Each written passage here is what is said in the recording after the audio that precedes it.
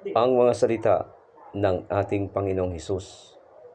Lucas 17:1-10. At sinabi niya sa kanyang mga alagad, hindi mangyayari na di dumating ang mga kadahilanan ng pagkakatisod, datatpot sa Aba niyaong pinanggalingan. Mabuti pa sa kanya kung bitinan ang kanyang liig ng isang giningang bato at siya'y ihagis sa dagat, kaysa siya'y magpatisod sa isa sa maliliit na ito. Mangag-ingat kayo sa inyong sarili. Kung magkasala ang iyong kapatid, sawayin mo siya. At kung siya'y magsisi, patawarin mo siya.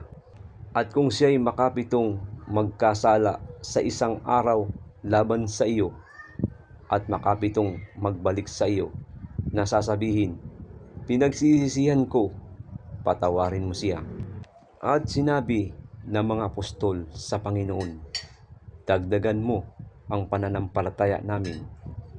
At sinabi ng Panginoon, kung mangagkaroon kayo ng pananampalataya na kasing laki ng isang butil ng binhi ng mustasa, sasabihin ninyo sa puno ng sikomorong ito, mabunot ka at matanim ka sa dagat, at kayo'y tatalimahin.